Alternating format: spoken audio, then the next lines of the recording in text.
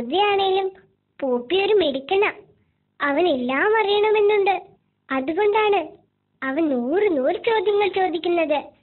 ഈ കഥയൊന്ന് കണ്ടു നോക്കൂ, പൂപ്പിയും പൂമ്പാറ്റയും.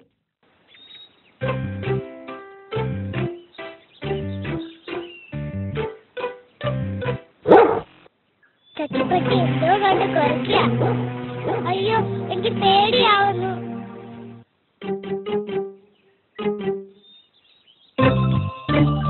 ഹായ്, ഒരു പൂമ്പാറ്റ. നല്ല ഭംഗി. ഞാനും ഈ പൂമ്പാറ്റയ്ക്കൊപ്പം കളിക്കാൻ പോവുക. ഹായ്, പൂമ്പാറ്റ പൂക്കളെ ഉമ്മ വയ്ക്കുക. ഞാനും പൂക്കളെ ഉമ്മ വയ്ക്കും.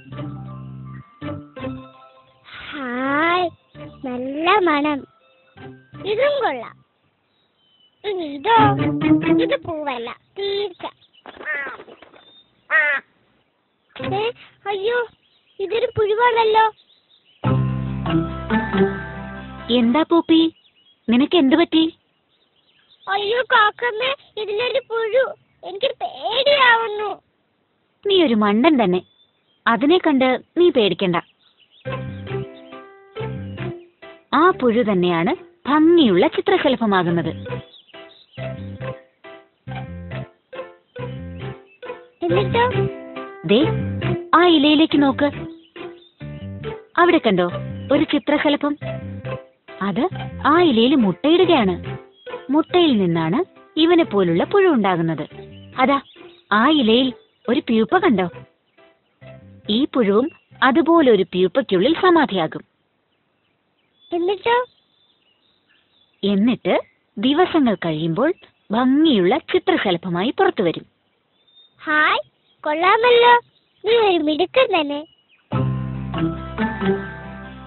ഹായ്, കാക്കമ്മ പറഞ്ഞത് ശരിയാ. അതാ പ്യൂപ്പയിൽ നിന്നും ചിത്രശലഭം.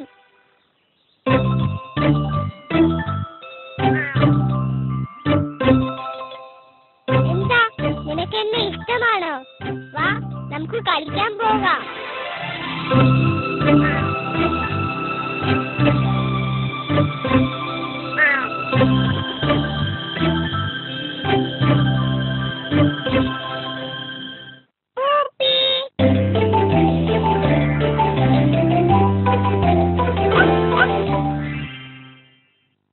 ഇനിയൊരു മ്യൂസിക്കലാണ്. ഇതിലും നിറയെ പൂപ്പിക്കുട്ടന്റെയും കൂട്ടുകാരുടെയും കുസൃതികളാണ് കേട്ടോ. കൂട്ടുകാർക്ക് തീർച്ചയായും ഇഷ്ടപ്പെടും.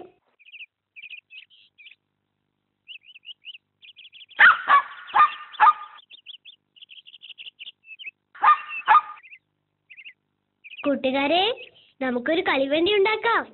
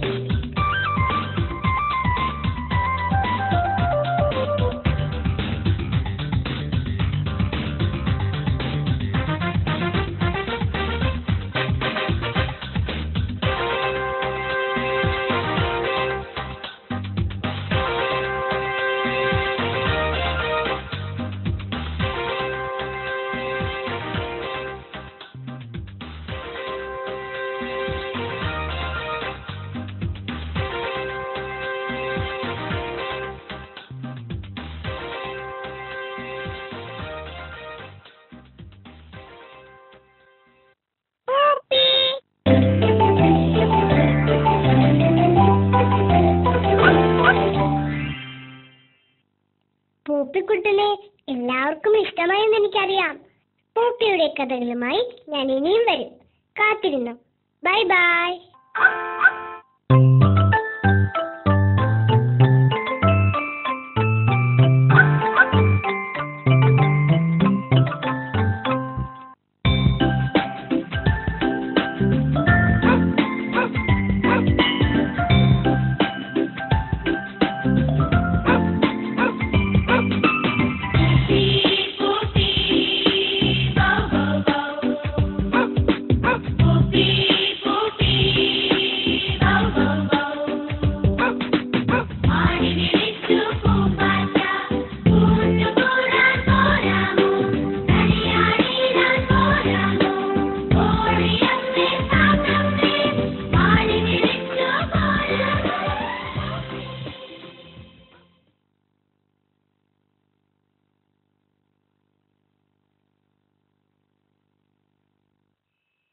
കൂട്ടുകാരെ, മഞ്ചാടിയുടെ 1-ാം ലക്കവും 2-ാം ലക്കവും നിങ്ങൾക്ക് വളരെ ഇഷ്ടമായെന്ന് എനിക്കറിയാം. ഇതാ നിങ്ങൾ കാത്തിരുന്ന മഞ്ചാടിയുടെ 3-ാം ലക്കം.